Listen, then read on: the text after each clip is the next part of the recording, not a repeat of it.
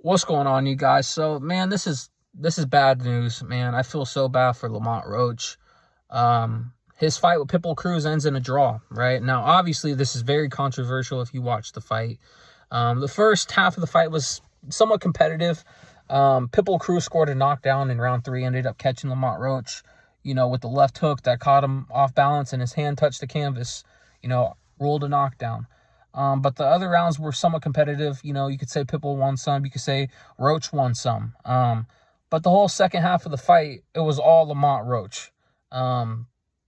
He was winning the inside battle. And the first half of this fight, I was thinking, man, he shouldn't be doing this. Why are you fighting on the inside with a guy like Pitbull Cruz, who you have a height and reach advantage over, and you're way more skilled than a Pitbull Cruz? Like, he didn't need to fight that style of fight.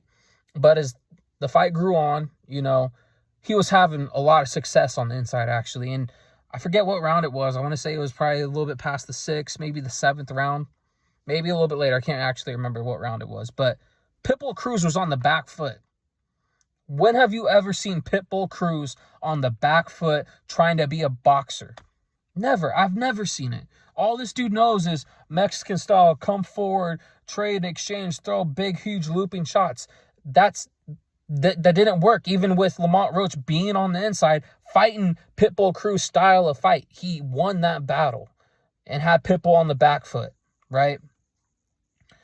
Now, like I had mentioned, I didn't think that's something that Lamont Roach needed to do, but I thought later in the fight, it kind of looked like Pitbull was slowing down, and I thought maybe, okay, there is a possibility that Lamont catches him and puts him out, gets him out of there.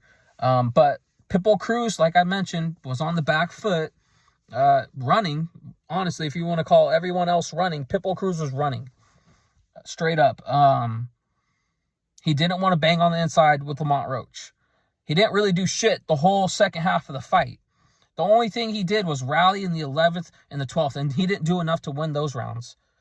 This is a clear-cut robbery, man. I feel bad for Lamont Roach because this is the second fight in a row. 2 big major fights in this dude's career have ended in draws when really he won. I thought he convincingly beat Gervonta Tank Davis, and I thought he convincingly beat Pitbull Cruz tonight, and he gets robbed on both of them. If I'm Lamont Roach, I'm never fighting on PBC again, because clearly they have their favorites. They're fighting in San Antonio. I don't know if they got all their judges from Mexico or what, but I think one scorecard had the fight 115 to 111 for Pitbull Cruz, and the other 2 had it a draw, right? Complete bogus, man. Complete bogus. Man, this sucks for Lamont Roach, but that just shows you how corrupt boxing is. And guess who? I don't even know. I didn't know Pitbull Cruz was a champion. I thought he got whooped up on by El Rayo, but this might be an intern title, but guess who the intern title was? It was the WBC. The WBC, they were fighting for a WBC belt. We all know the WBC was founded in Mexico, right? Mauricio Suleiman, the head of the WBC. We all know that he has favorites towards Spanish fighters. This was just complete garbage, man. I'm not even a fan of Pitbull Cruz. I think he's super overrated. Lamont Roach, I thought, won this fight very convincingly. He beat Cruz at his own game. And he didn't even need to do that. He just wanted to make this fight exciting. But, man, that's horrible, horrible decision.